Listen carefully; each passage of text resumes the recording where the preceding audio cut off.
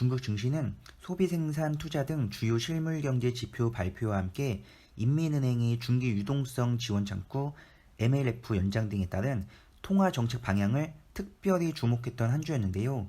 어떻게 발표됐고 어떤 영향을 미쳤는지, 그리고 한 주간 주요 중국 경제 상황을 포인트만 지금부터 잘 전해드리겠습니다. 저희 정보 보고에 올라오는 중국 키워드가 걸린 대부분의 자료와 타사 보도 자료, 그리고 중국 증권사 및 중국 현지 매체 관계자의 어떤 전원 및 자료 등을 대부분 확인해서 그 주의 핵심만 짧고 간단히 전해드리고 있습니다. 최근 중국 증시는 인플레이션 대만 문제를 둘러싼 미중 갈등 격화, 그리고 하이난성 관광지 코로나 확산세 등과 같은 악재 속에서도 잘 버텨주고 있었습니다.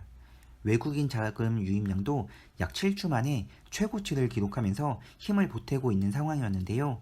이렇게 3개월 흐름을 봐도 다시 힘을 내며 예쁜 N자 반등을 만들기 위해 힘쓰고 있는 것을 볼 수 있습니다. 아래쪽 RSI 흐름을 봐도 좀 더 상승의 여지가 있다는 것을 볼 수 있는 상황입니다. 주요 경제지표가 혼조세를 보이고 있기에 중국 중앙은행인 인민은행의 행보에 관심이 집중된 한 주였는데요. 최근 시중 유동성이 충분하고 시중 대출 금리가 정말 최저 수준까지 떨어졌음에도 기업들이 미래 불확실성 속에 투자보다는 저축을 선호하면서 유동성이 실물 경제로 제대로 유입되지 않고 있는 상황입니다. 이에 따라서 인민은행이 추가 유동성 주입이 필요하지 않다고 판단할 것이라는 게 전문가들의 예측이었지만 중국 당국이 깜짝 금리 인하를 발표했는데요. 중국 당국이 올 초부터 계속해서 많은 부분을 전문가들의 예상과 다르게 움직이고 있는 상황입니다.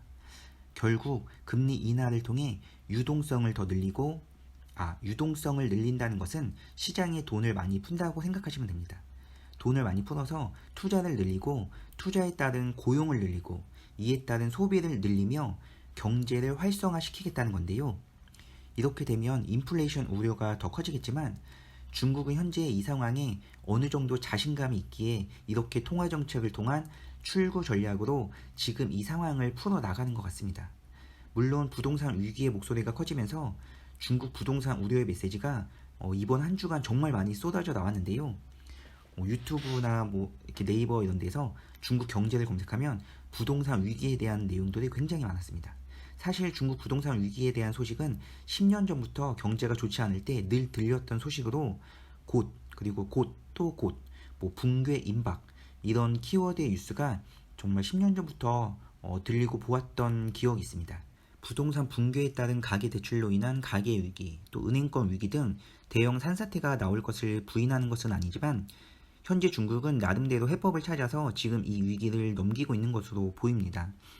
현재 미국이 경제에 자신감을 갖고 운전하는 가운데 중국의 부동산 부양책 등으로 일정 기간이 지나 경기가 회복되면 물론 깨끗하게 청소되는 게 아니라 옆에 쌓여있는 것이겠지만 경기가 회복되면 생각보다 좀 더 빨리 좋은 날이 올 수도 있을 것이란 이런 기대도 해보고 있습니다. 물론 이런 것들이 쌓이고 쌓여서 중국이 다시 투자가 감소하며 경기 침체가 올 때는 지금보다 더 어려운 시기가 될 것이라는 게 전문가들의 의견입니다. 중국의 소비 생산 투자 회복세 일제히 둔화, 청년 실업률 19.9% 사상 최고치, 미래 불확실성의 투자 소비 위축세 뚜렷, 또 인플레 유동성 함정, 이러한 많은 우려 속에 인민은행은 금리 인하 카드를 꺼내든 것인데요. 15일 중국 국가통계국에 따르면 7월 중국 소매 판매는 3조 5,780위안, 전년 동기 대비 2.7% 증가하는 데 그쳤습니다. 같은 기간 산업 생산은 3.8% 증가하며 저조한 성적을 보였는데요. 1월부터 7월 누적 고정 자산 투자 증가율도 5.7%로 전망치에도 미치지 못했습니다.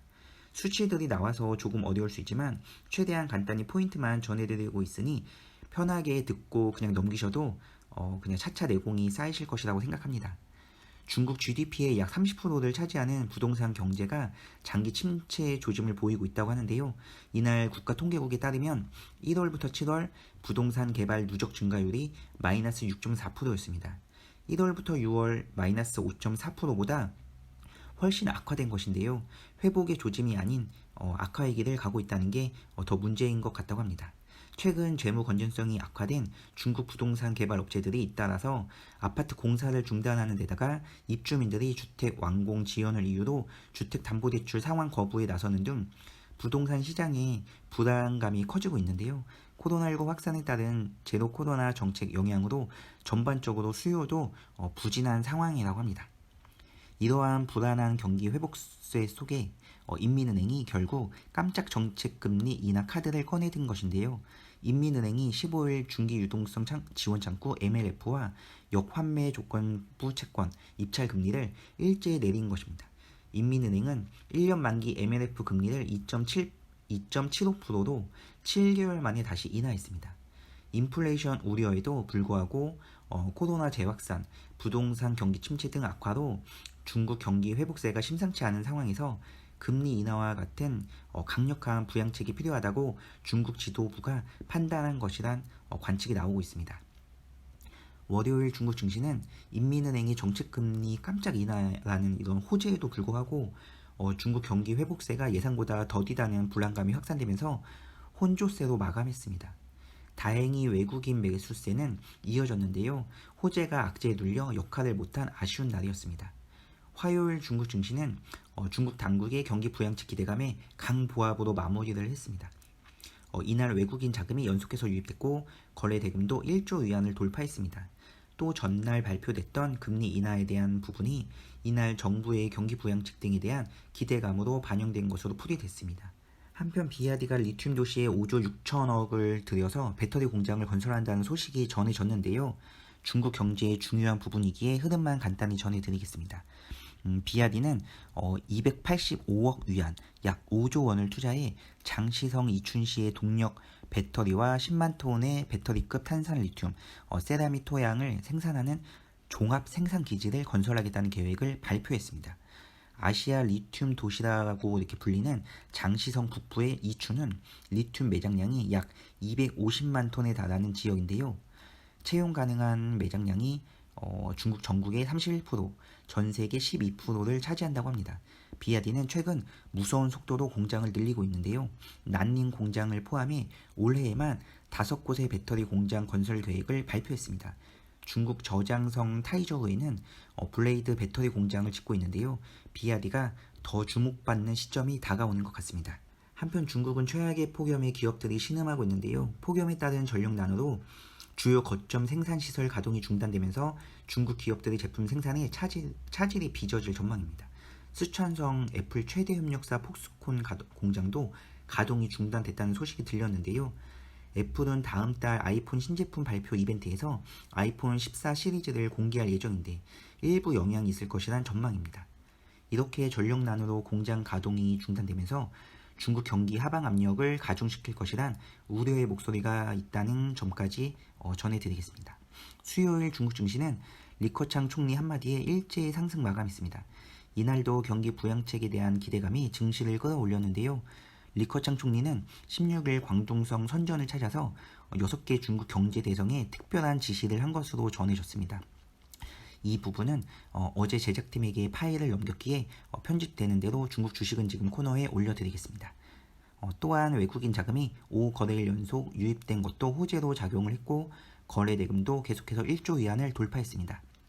잠시 텐센트 소식을 전해드리려고 합니다. 이 부분도 중국 경제의 중요한 부분이라서 포인트만 짚고 넘어가겠습니다. 중국 인터넷 공룡으로 불리는 알리바바에 이어서 텐센트도 분기 매출이 감소하면서 휘청거린다는 소식인데요. 중국 당국의 전방위적인 규제 그리고 경기 둔화 등 여파가 실적에 고스란히 반영됐다는 분석입니다. 중국 당국의 강력한 게임 규제 정책 영향이 큰 것으로 보이는데요. 게임 사업은 텐센트 전체 매출의 3분의 1 이상을 차지하는 캐시카우 사업인데 중국 당국이 지난해부터 18세 이하 청소년의 온라인 게임 이용 시간을 제한하는 정책을 도입하면서 매출에 악영향을 미친 것으로 보고 있습니다. 이외에도 매출 전체의 30%를 차지하는 핀테크, 클라우드 부분의 실적 둔화도 두드러졌는데요. 텐센트 클라우드가 포함된 핀테크 기업 서비스 부분 매출은 422억 위안으로 1% 증가에 그쳤습니다. 마와텅 텐센트 최고 경영자는 중국 경제가 회복되기 시작하면 비즈니스 역시 살아날 것이라고 설명은 했는데요. 저는 지금 당장 크게 와닿지는 않습니다. 사실 중국 규제 경기 둔화 속에 다른 빅테크, 거대 정보 기술 기업이라고 하죠. 빅테크 기업의 처지도 어렵긴 마찬가지인데요. 지난 5일 발표된 알리바바 실적도 전망치는 상회했으나 사상 처음 보합 수준의 매출 성장을 보여준 것에 대해 시장은 좀 아쉬워했습니다. 중국 2위의 전자상거래 업체인 징둥도 2분기 2%의 매출 감소가 예상되고, 그리고 중국 검색 포털 바이두, 그리고 음식 배달 서비스 업체 메이투안, 그리고 동영상 서비스 플랫폼인 콰이쇼 등도 부진한 실적이 예고된 상태입니다. 블룸버그는 특히 중국 IT 기업들은 중국 당국의 규제까지 받는 상황이어서 구조적이고 장기적으로 성장이 제한될 가능성이 있다고 지적했다고 합니다.